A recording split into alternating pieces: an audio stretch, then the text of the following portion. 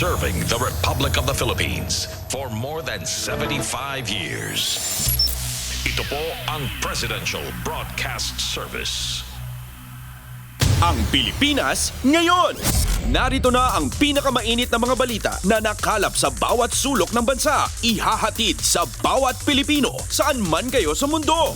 Ang Pilipinas ngayon! Pakinggan ang bawat kaganapan sa bawat lalawigan. Ito ang Pilipinas ngayon!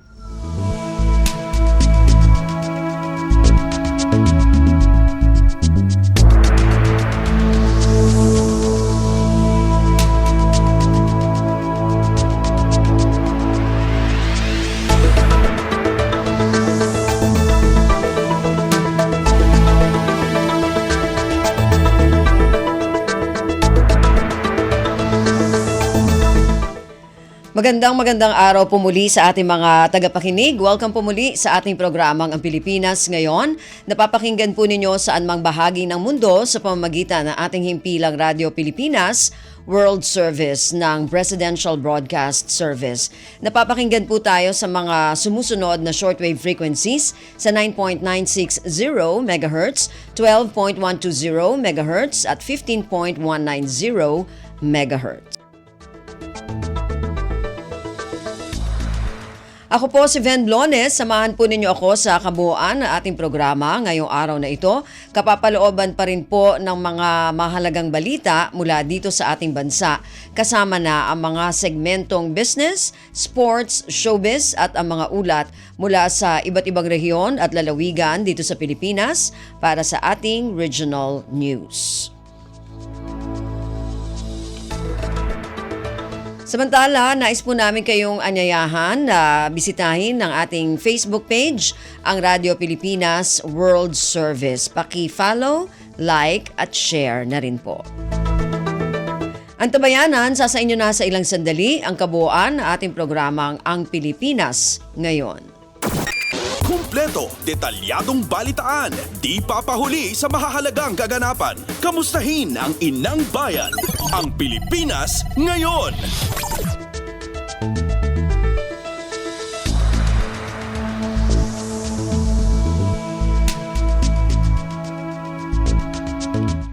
Sa ating mga balita, nakiisa si Pangulong Ferdinand Romualdez Marcos Jr. sa kauna-unahang Bangsamoro Autonomous Region in Muslim Mindanao o BARMM Local Legislative General Assembly sa Acacia Hotel, Davao City nitong Miyerkules, Nobyembre 14. Layon ng kapulungan na bigyang pagkilala ang mga inisyatibo ng pamahalaan para sa BARMM kabilang ang mga hamon na pinagdaanan upang maipatupad ang mga developmental program nito. Samantala, binubuo ang local legislative parties sa BARMM ng 67 provincial board members, 34 na vice mayors at 1,206 na councilors. Kasama din ang Sangguniang Kabataan, chairs at Alliance for Barangay Concerns president na magsisilbi bilang ex-officio SB members. Narito ang kabuuang mensahe ni Pangulong Ferdinand Romualdez Marcos Jr.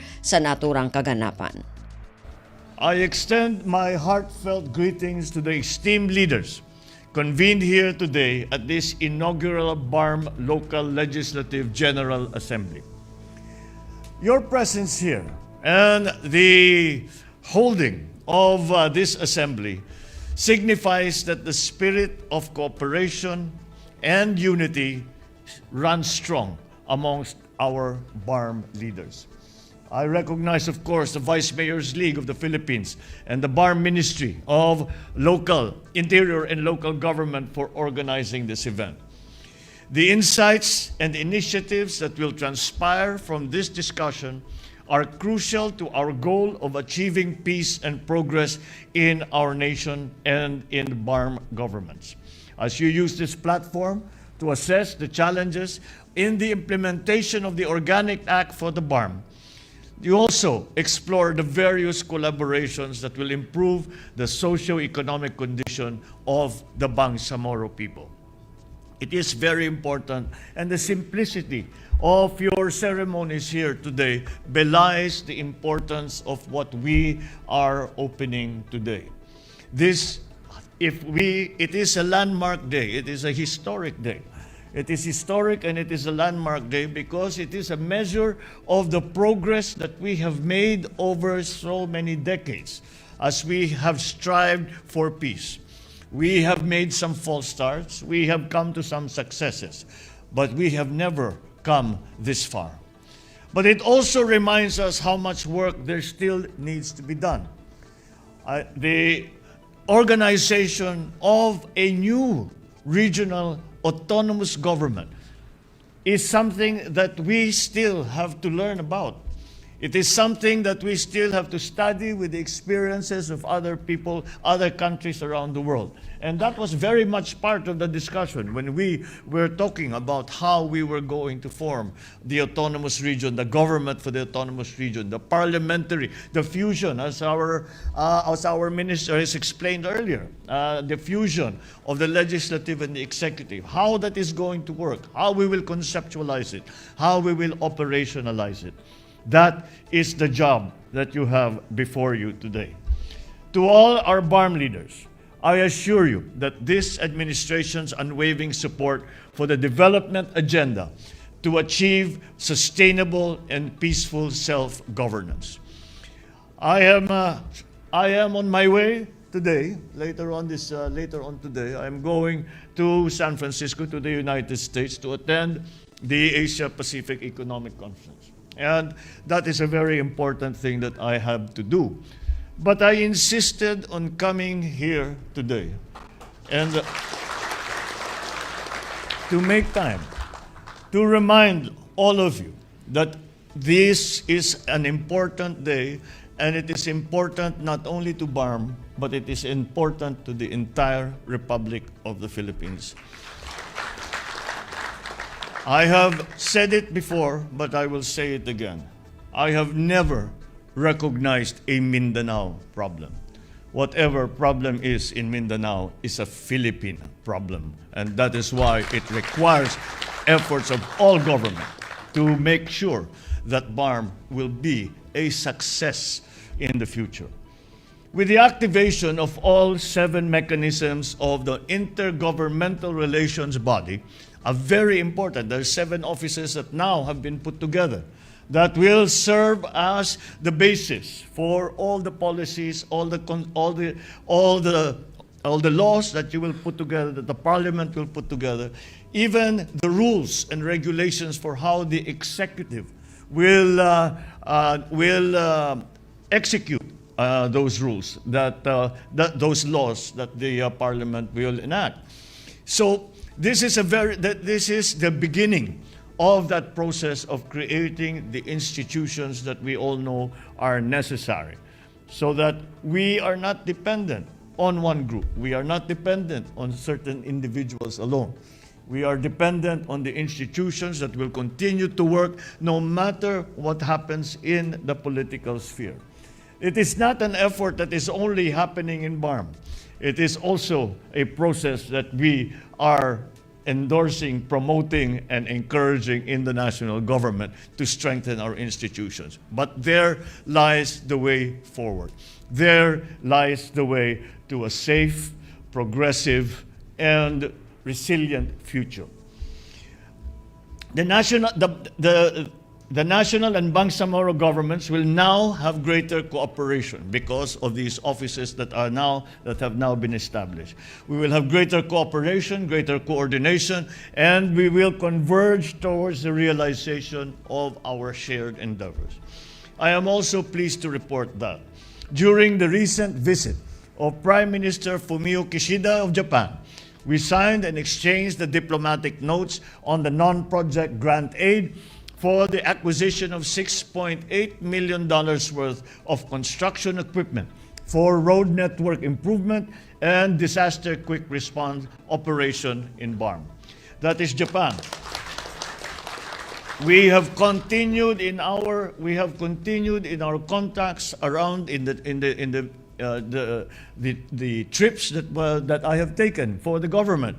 Especially when we are talking to the OIC, when we are talking to Malaysia, when we are talking to other Islamic countries, we continue to remind them that BARM still needs their support. And I have to say to their credit that they have pledged that support and will continue to support BARM. And that is an important part of the success that BARM is going to have. Because with these initiatives, we will usher in a new era where BARM becomes a shining beacon of sustainable development in Mindanao and the rest of the Philippines. We venture together on this collective journey. I invite each and every Filipino to significantly take part in forging our path of progress, of inclusivity, and prosperity for the Bangsamoro region and the entire nation. We have already made our first steps. All we have to do is to continue what we have started to make sure that we never waver in our determination to succeed. Thank you, and may this assembly be a source of inspiration and productive discourse for us all. Mabuhay ang Bangsamoro! Mabuhay ang bagong Pilipinas! Si Pangulong Ferdinand Romualdez Marcos Jr. Pasada ng mga balita mula sa Pilipinas para sa mga Pilipino saan man sa mundo. Ang Pilipinas ngayon.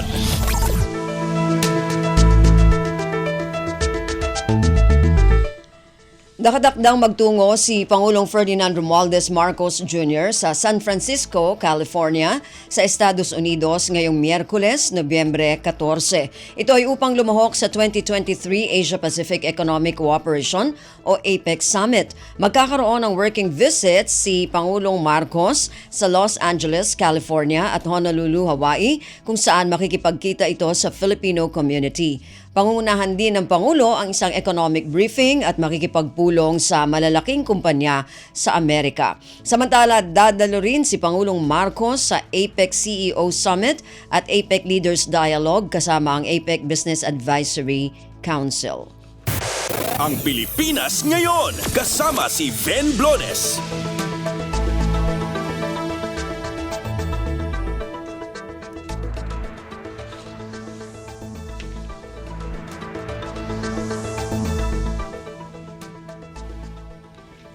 Resolusyon para sa pasasalamat ng Kamara sa pagsuporta ni Pangulong Ferdinand Romualdez Marcos Jr.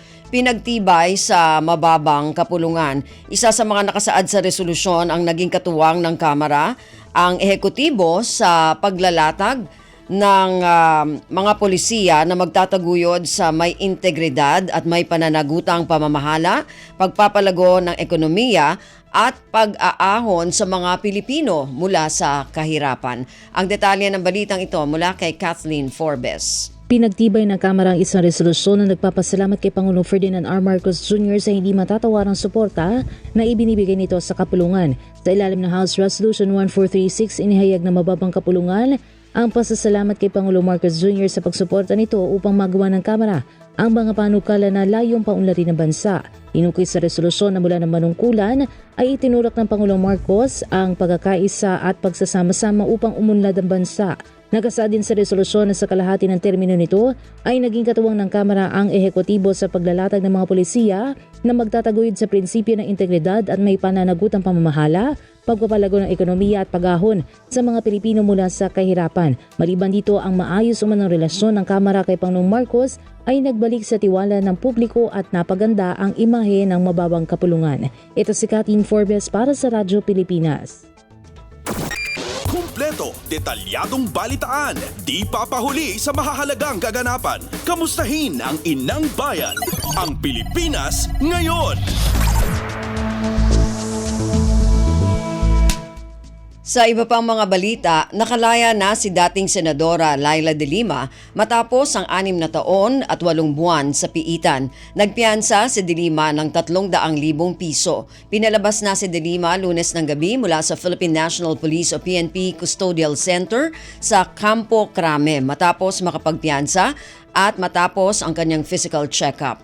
Pinayagan ng Muntinlupa Regional Trial Court Branch 206 ang motion for reconsideration ni De Lima sa bail petition nito sa drug case laban sa kanya. Ikinatuwa naman ng mga kaalyado ni De Lima ang kanyang paglaya. Nadetine si De Lima sa Campo Crame simula noong Pebrero ng 2017 dahil sa alegasyon ng drug trade na paulit-ulit nitong pinasinungalingan.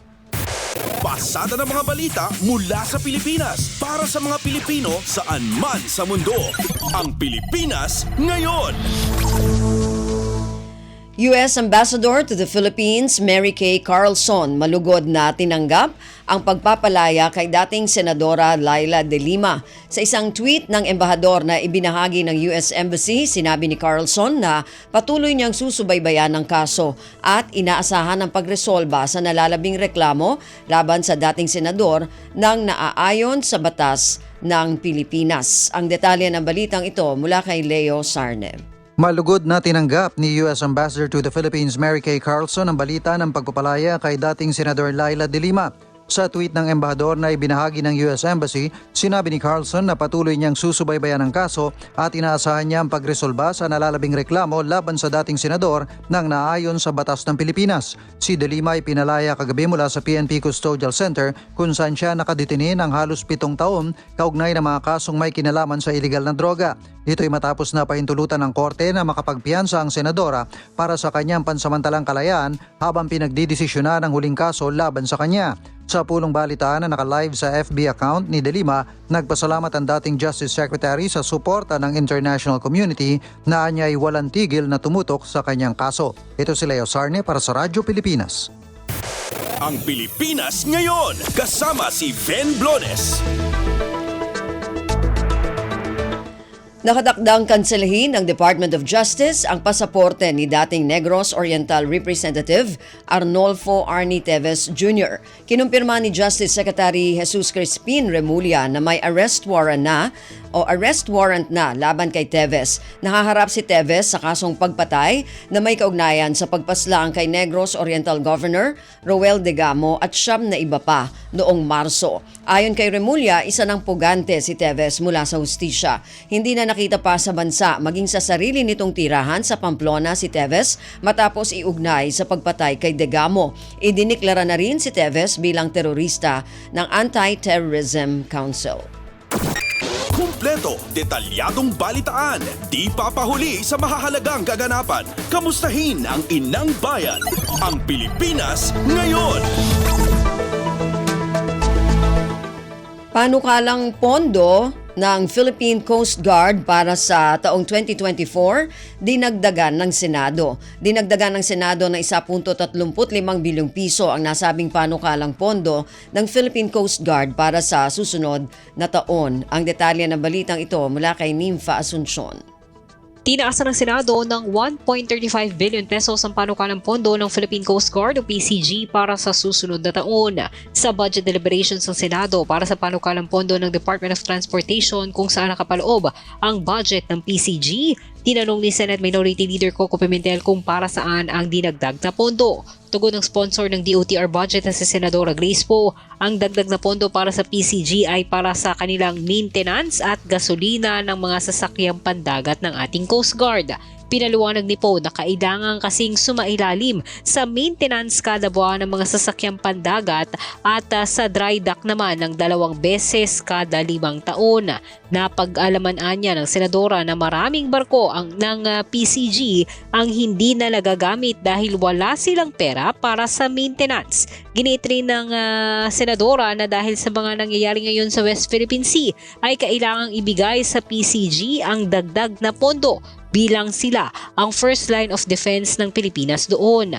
Sang-ayon naman si Pimentel sa pagdadagdag ng pondo para sa PCG at sinabing tiwala ang mga senador sa track record ng ahensya. Mula Senado, ito si Nympha Asuncion para sa Radyo Pilipinas. Pasada ng mga balita mula sa Pilipinas para sa mga Pilipino saan man sa mundo. Ang Pilipinas ngayon.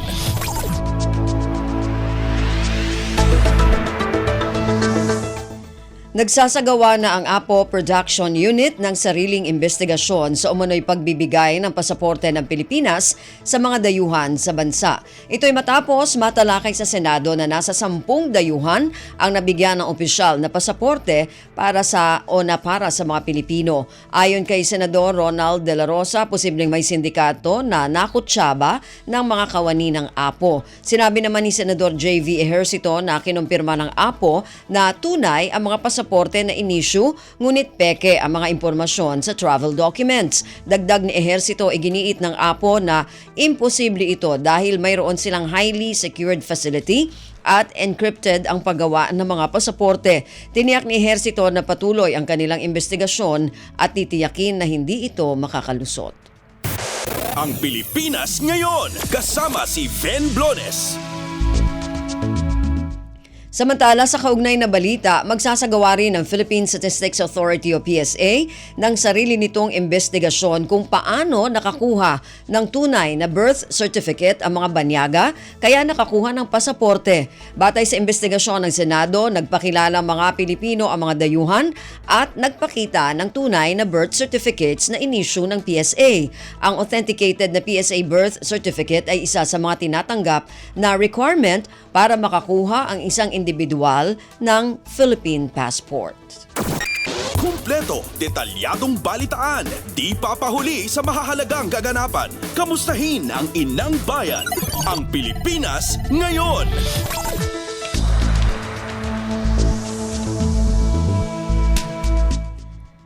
Agriculture Secretary Francisco Laurel Jr. nakipagpulong sa iba't ibang grupo sa sektor ng agrikultura. Sa nasabing pulong, tinalakay ang ilan sa mga pangunahing isyong kinakaharap ng sektor ng agrikultura at pangisdaan. Ang detalye ng balitang ito mula kay Mary Ann Bastasa.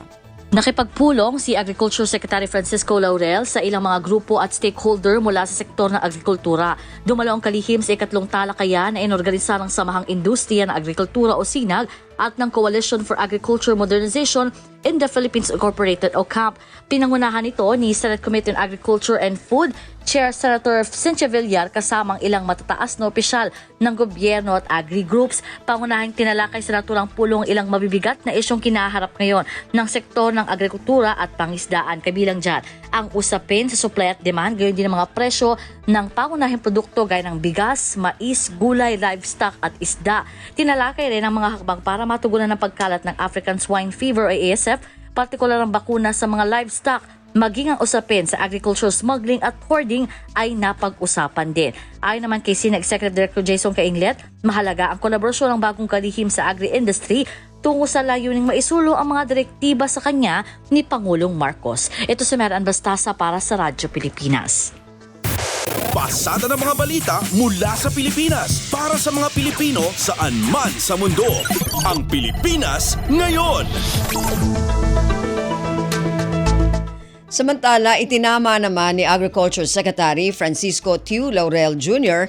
ang maling balita na nagtapos siya sa University of Santo Tomas o UST. Sa isang pahayag, nilinaw ng kalihim na hindi totoong UST graduate ito dahil huminto siya sa pag-aaral sa edad na 19 nang siya ay maging ama. Ayon sa kalihim, sa murang edad, kinailangan nitong maghanap buhay dahil pinili nitong unahin ang responsibilidad bilang ama at itaguyod ang pamilya. Bagamat naisaan niya nito makatapos ng pag-aaral, sinabi ng kalihim na hindi siya nagkaroon ng pagkakataon dahil sa trabaho at obligasyon sa pamilya. Sa halip, pinagsikapan na lamang nitong palaguin ang dating negosyo na Frabel na nagsimula sa pangisda at naging malaking kumpanya na may mga negosyo sa power generation, real estate development, meat at seafood processing, cold chain network, aquaculture at shipbuilding at repair. Ang Pilipinas ngayon, kasama si Ven Blones.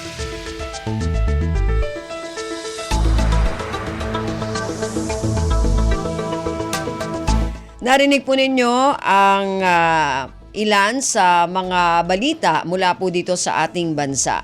Samantala, antabayanan naman po ang mga balita mula sa iba't ibang rehiyon at lalawigan dito sa Pilipinas para sa ating regional news. Balita mula sa lalawigan sa bawat rehiyon ng ating bayan. Dito sa Ang Pilipinas Ngayon.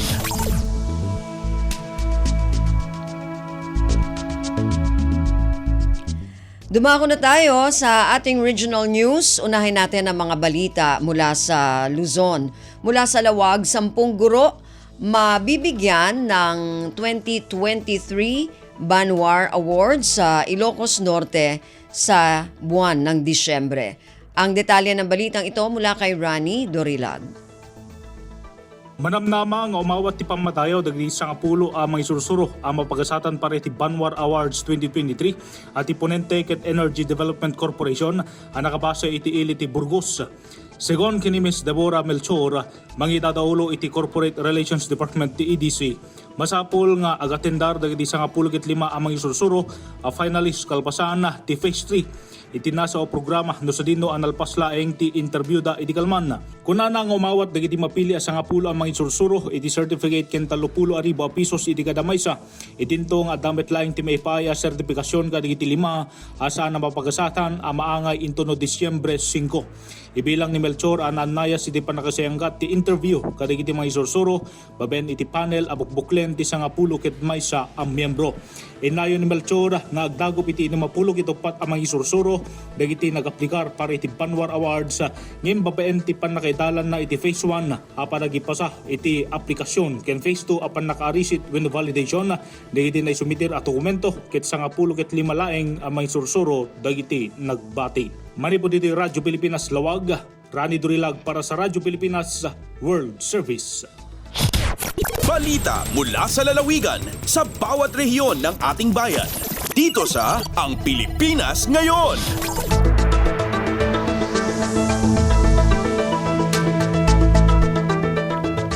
Maraming salamat kay Rani mula dyan sa Lawag. Dumako naman tayo sa Agoo.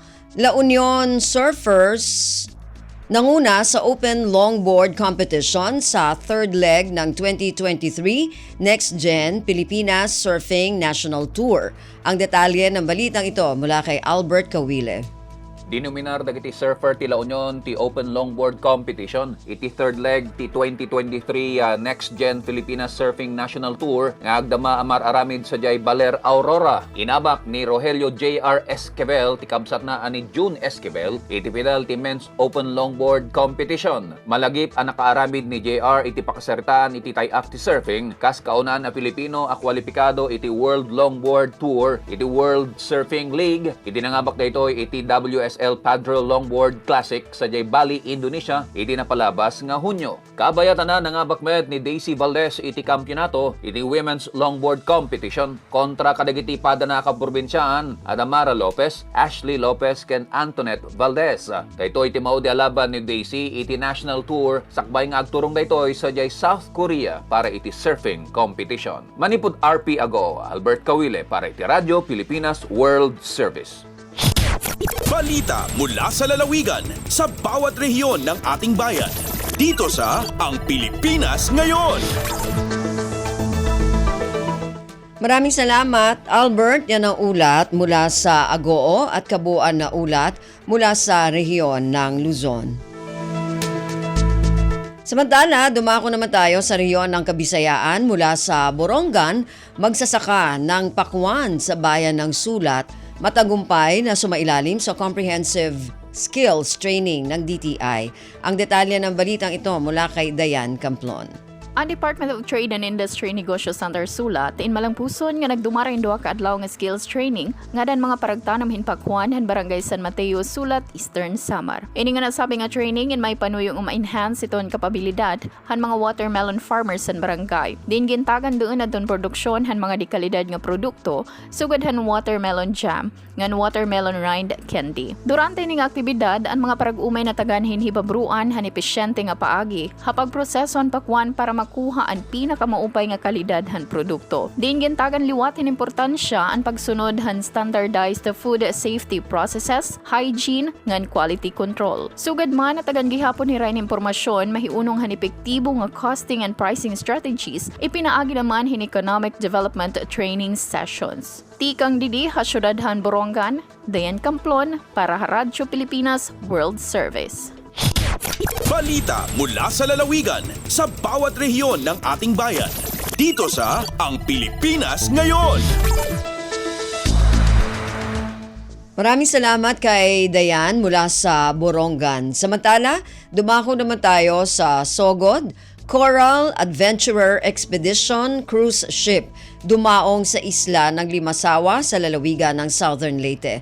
Ang detalye ng balitang ito mula kay Jevic Epis. Kagahapong adlaw, November 13, 2023, Nidunggo sa isla sa Limasawa, probinsya sa Southern Leyte, ang Coral Adventurer cruise ship din giabi-abi sa Department of Tourism Region 8 ug mga opisyal sa lungsod sa Limasawa nga gipangunahan ni Mayor Melchor Petracorta ang mga turista. Luwan sa nasing nga cruise ship ang 76 ka Australian nationals ug 8 ka cruise member. Din ilang gibisita ang nagkanilaing tourist o historical sites sa lungsod. Sa paginabi sa Radyo Pilipinas kang Remihilda Madera Salomon, ang SB Secretary at the same time Tourism Officer sa lungsod, iyang gibutyag nga apil sa gibisita kagahapon ang National Shrine of the First Mass in the Philippines o ang First Cross Monument. Gawa sa nasing nga historical site, natilawan sa mga turista ang nagkanilain nga food delicacy sa isla o gipasudayag usab ang Sinugdan Festival Dance. Nisalmot usab ang ubang mga turista sa laro ng lahi, henatato o uban pang nga kalihukan. Gikalipay pag-ayo ni Mayor Melchor Petracorta nga giapil sa nasing nga cruise ship og sa Department of Tourism ang Limasawa nga bisitahon ug matud pa sa mayor dako kini og tabang para mabalik na gayod sa normal ang sektor sa turismo sa lungsod labi na kay naapektuhan kini sa COVID-19 og sa bagyong Odette. Sa laing bahin giasi usab sa mayor nga nagpadayon karon ang development sa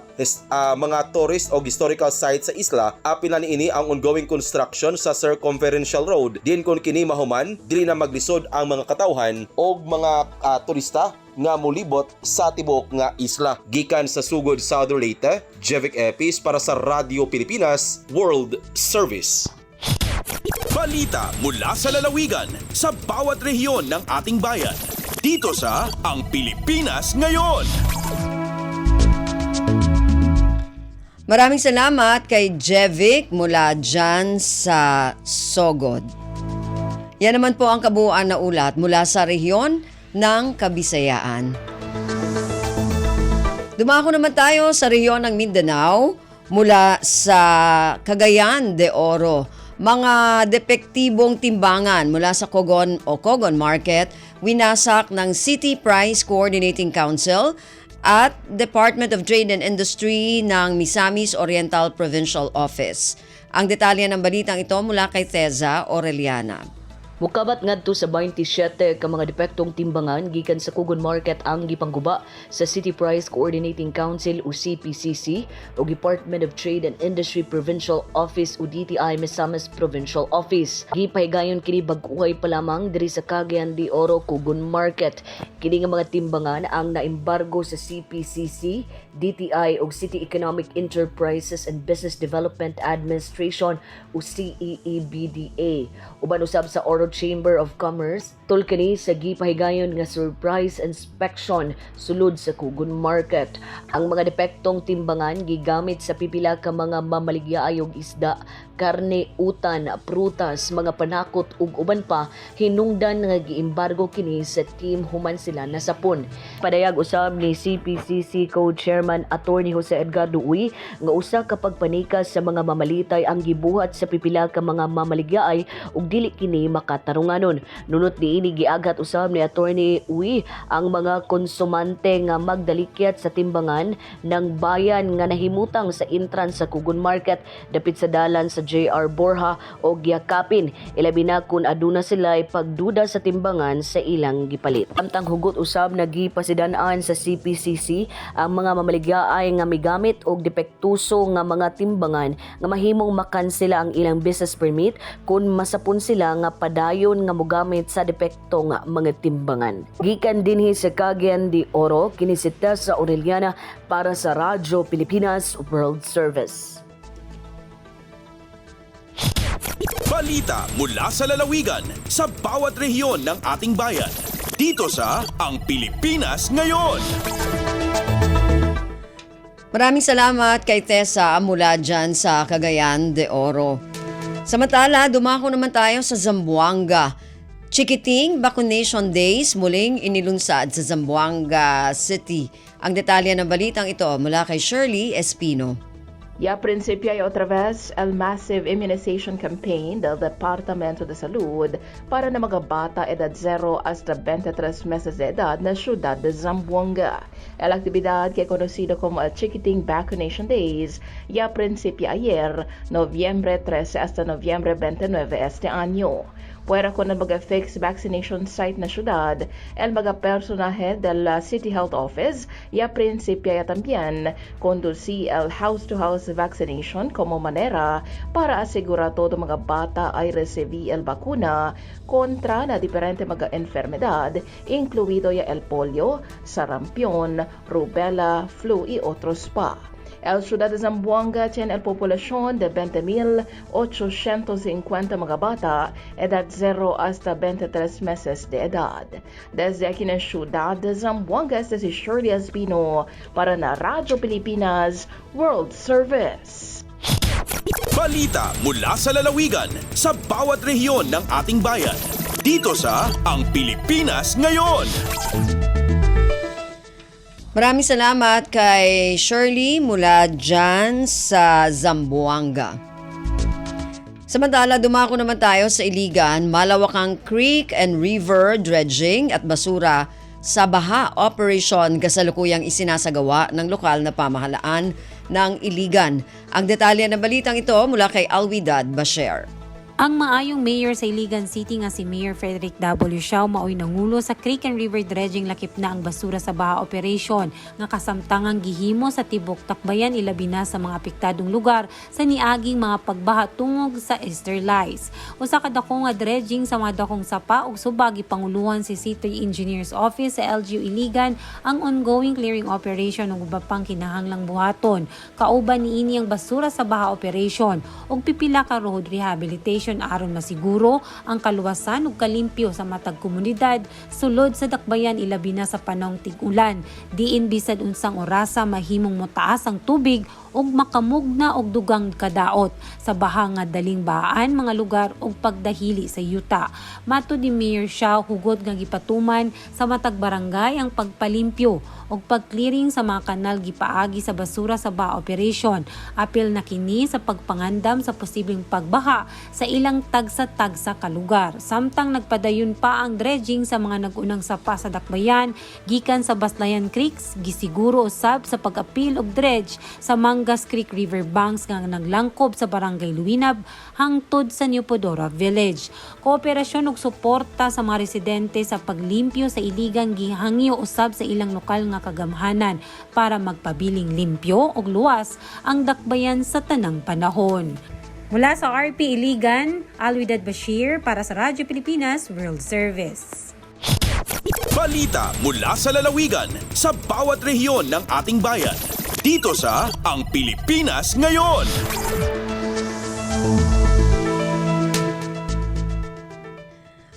Maraming salamat kay Alwidad mula dyan sa Iligan at yan naman po ang naging kabuuan na ulat ng ating mga kasama mula para sa ating regional news.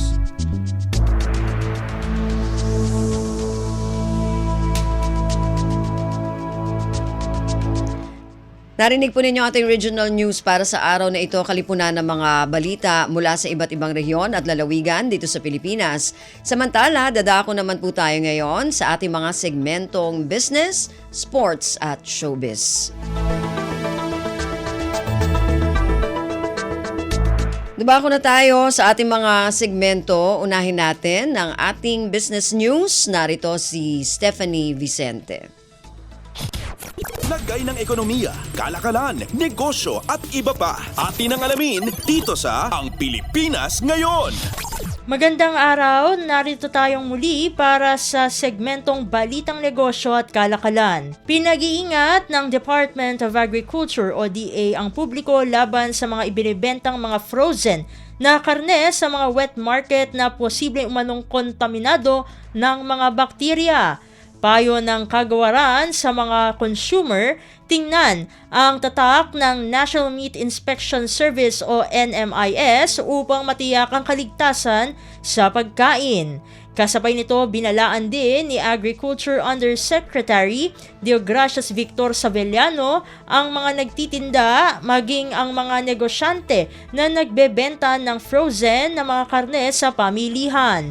Ayon kay Savellano, dahil sa kawalan ng refrigeration facilities at kakulangan ng kaalaman ng mga vendor sa paghawak ng frozen meat, maaaring magkaroon ng kontaminasyon at bakterya ang mga karneng ibebenta na posibleng magdulot ng peligro sa kalusugan ng tao. Dahil dito, makikipagtulungan na aniya ang DA sa Department of Trade and Industry o DTI upang maalis sa public wet markets ang mga hazardous frozen products.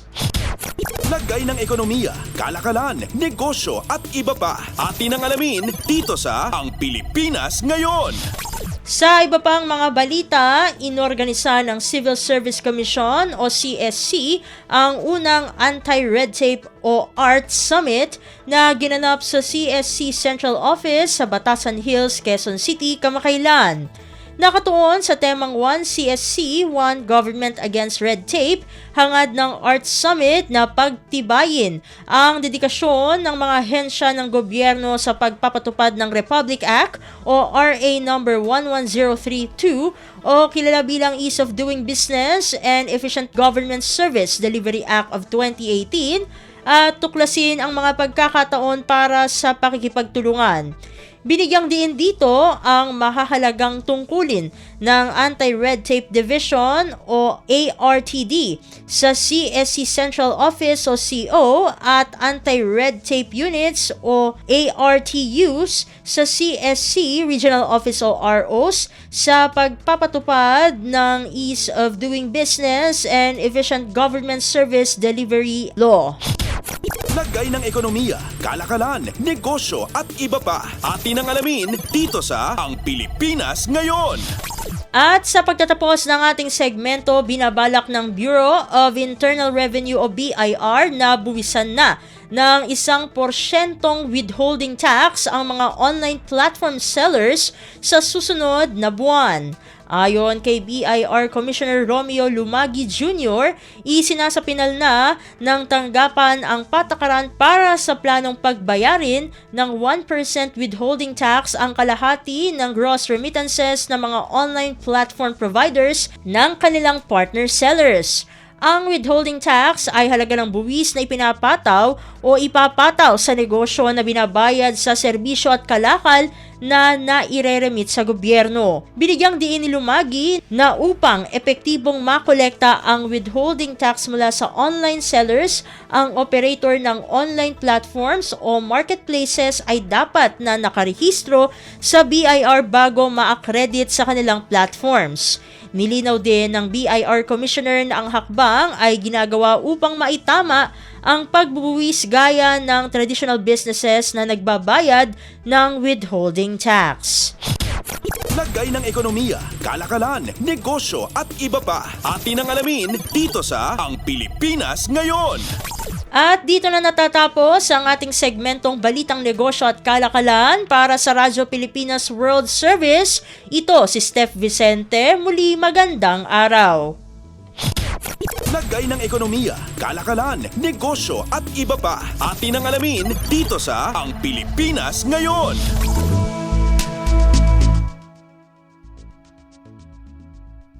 Maraming salamat, Steph. Yan ang ating balitang negosyo. Samantala, antabayanan naman po ang ating balitang pampalakasan ihatid sa atin na ating kasama na si Leo Magpayo. Updates at pinakahuling mga usapin sa mundo ng palakasan. Atin ang pakinggan dito sa Ang Pilipinas Ngayon.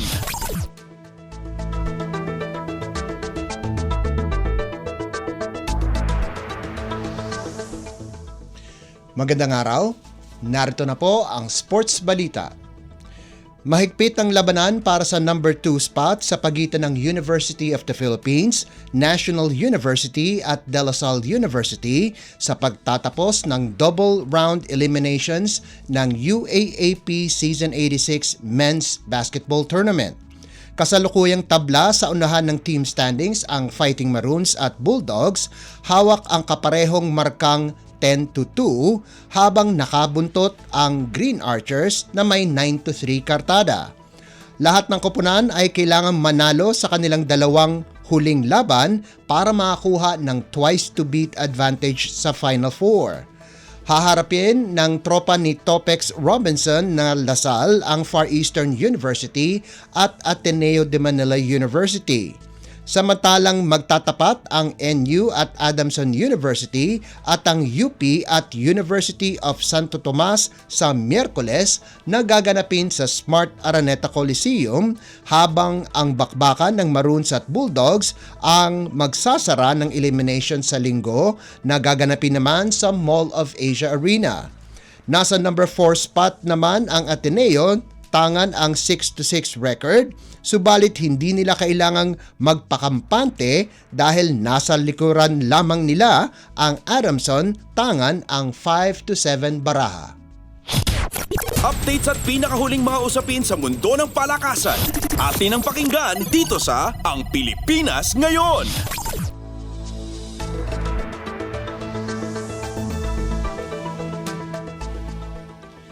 May tsansa pa rin makapasok sa Final Four ang Emilio Aguinaldo College kung maipapanalo nila ang kanilang mga huling laro sa NCAA Season 99 Men's Basketball Tournament.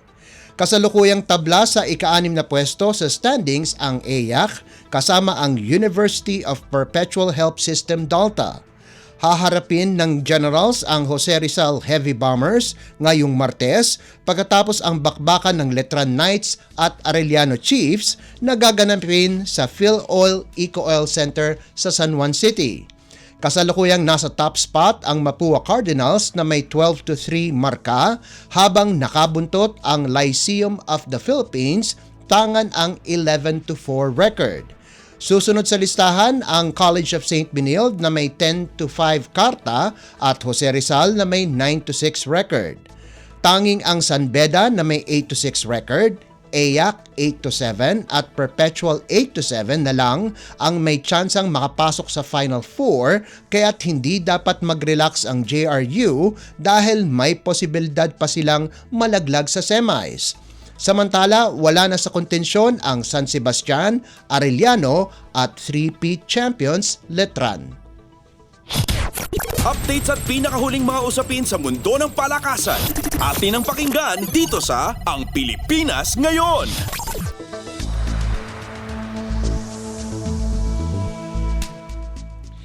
Matinding hamon ang haharapin ng defending champion Creamline Cool Smashers dahil mabigat ang kanilang mga kalaban sa Premier Volleyball League o PVL Second All-Filipino Conference ngayong Martes na gaganapin sa Smart Araneta Coliseum.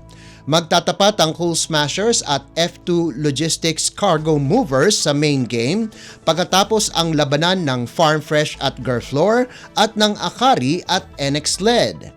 Tangan ang malinis na 5-0 record, ang Cool Smashers lamang ang kaisa-isang koponan na wala pang talo sa komperensyang ito. Magiging malaki ang papel ng bench players na sina Bernadette Pons, Lori Bernardo at Risa Sato para makatulong sa kanilang starters. Sasandigan muli si Creamline coach Sherwin Meneses, kina Michelle Gumabaw, Tots Carlos at Gemma Galanza, kasama na rin si skipper Eliza Valdez at playmaker Kyle Negrito. Nakasakay naman ang Cargo Movers sa 4-2 marka sa kabila ng kaliwat ka ng injuries na tinamon ng kanilang tropa. Sasandalan ng Cargo Movers sina Ivy Laksina at veterans Abby Maranyo, Aragalang at middle blocker Majoy Baron, katuwang ang mga bagitong players na sina Jolina de la Cruz, Jovelyn Fernandez at playmaker Mars Alba. Updates at pinakahuling mga usapin sa mundo ng palakasan.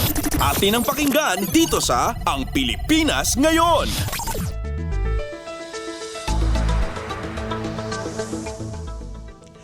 At yan ang pinakahuling balita sa larangan ng palakasan. Para sa Radyo Pilipinas World Service, ito po si Leo Magpayo. Magandang araw.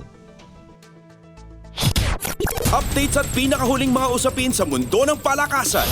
Atin ang pakinggan dito sa Ang Pilipinas Ngayon.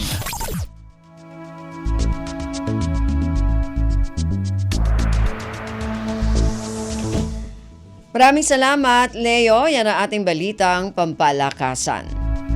Samantala, para sa mga nag-aabang naman ng mga chismis mula sa mundo ng showbiz, Para sa ating balitang artista, narito naman ngayon si Mama JT. Ang latest, ang hottest sa showbiz and entertainment. Heto na sa Ang Pilipinas Ngayon.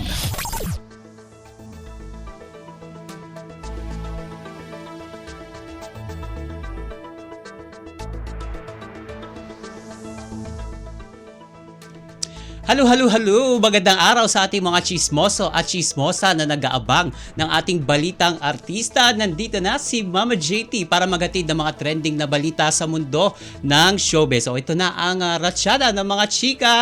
Ito ang kinumpirma ng kapuso actress na si Carla Abellana na matagal na silang hindi nagkikita ng kanyang amang aktor na si Ray PJ Abellana. Sa kanyang naging press con ng bago niyang teleserye sa GMA7, ang Stolen Life, sinagot na rin nito ang isyong hindi pa rin daw sila nagkakaayos ng kanyang ama. Mismong si Ray PJ kasi ang nagsabi sa isang panayam na ayaw pa rin daw makipag-usap sa kanya ni Carla dahil sa pagsasalita niya noon hinggil sa breakup ng anak na sa asawa nitong o sa naging asawa nitong si Tom Rodriguez. And matatanda ang veteran actor ang nilapitan ni Tom noon para humingi ng payo dahil gusto pa rin niyang magkaayos sila ni Carla at mailigtas ang kanilang pagsasama. Ngunit hindi raw talaga nakipag-usap si Carla sa kanyang ama kaya hindi ito nabigyan ng pagkakataon na iparating sa actress ang mga napag-usapan nila ni Tom. Sabi ni Carla, quote-unquote, hindi po halos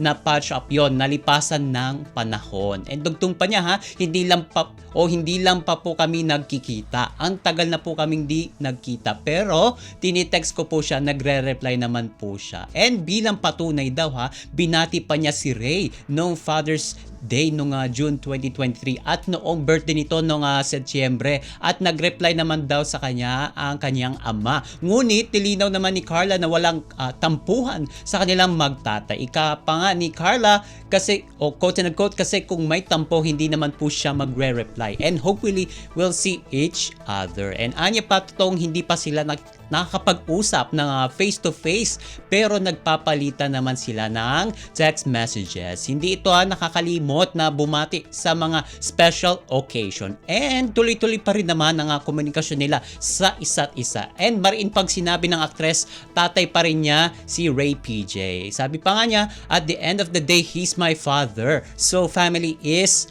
family. Yun ang importante. I am still his daughter. So I don't forget naman to greet him and respect him and reach out to him. And samantalahan, nagbigay ng payo ang actress na si Casey Concepcion para sa mga babaeng single sa kanyang latest vlog nitong November 12.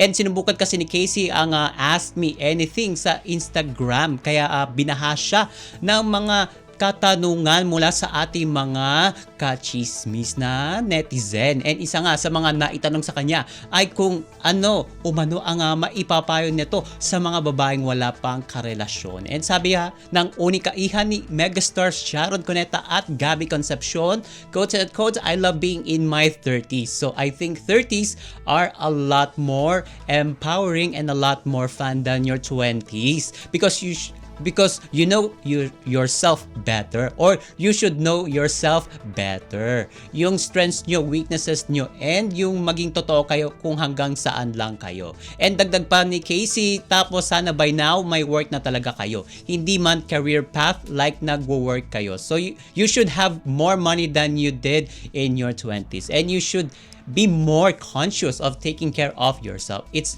like being in your 20s but better. And ayon sa actress, may good time pa rin na mag-enjoy sa buhay kahit nasa edad 30 na. Halimbawa dyan ay ang mag-travel. And kahit ito umano ang yugto kung saan mas iniisip na rin ng isang tao kung ano-ano ang mga magagawa nito para sa mga mahal sa buhay. And pagtatapos ng actress, what our lives look like in the next 5 years really depends on what we do now.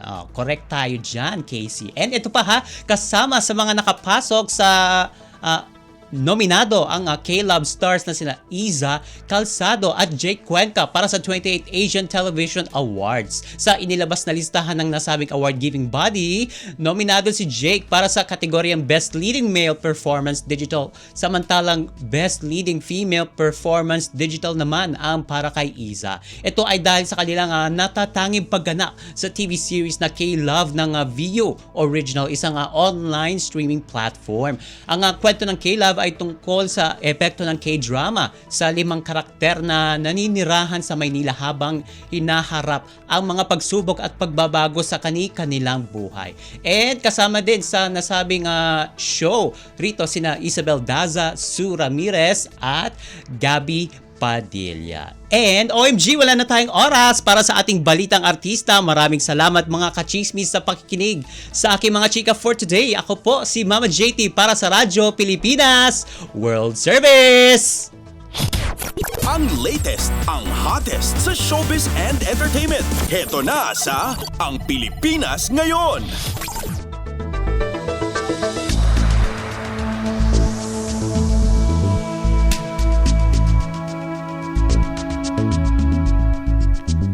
Maraming salamat kay Mama JT at yan po ang ating showbiz balita.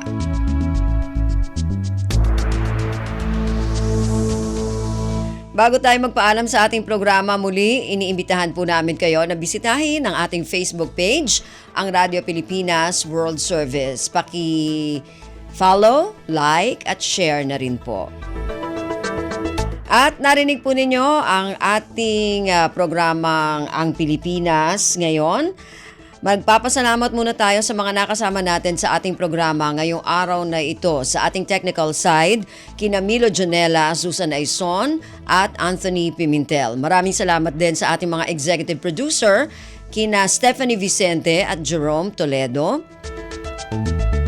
At sa ating mga nakasama sa ating mga segmento para sa ating balitang pampalakasan, kay Leo Magpayo, sa mga kasama natin na nag-ulat mula sa iba't ibang rehiyon at lalawigan dito sa Pilipinas para sa ating regional news.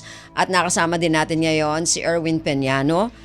Gayon din sa ating station manager na si Mr. Ray Sampang. Hanggang sa susunod na edisyon na ating programang Ang Pilipinas Ngayon, ito po muli si Ven Blones. Maraming salamat po at mabuhay po tayong mga Pilipino. At yan ang Pilipinas Ngayon. Muling samahan si Ven Blones sa parehong oras at alamin ang pinakahuling mga kaganapan at balita saan man kayo naroon. Ang Pilipinas Ngayon.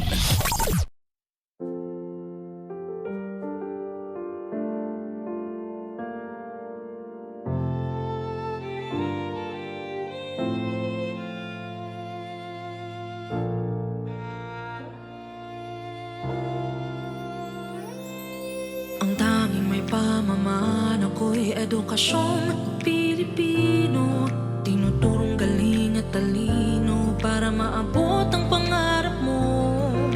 Ang tanging handog ko sa'yo'y edukasyong Pilipino, diskarteng mula sa puso, mamamangha ang mundo.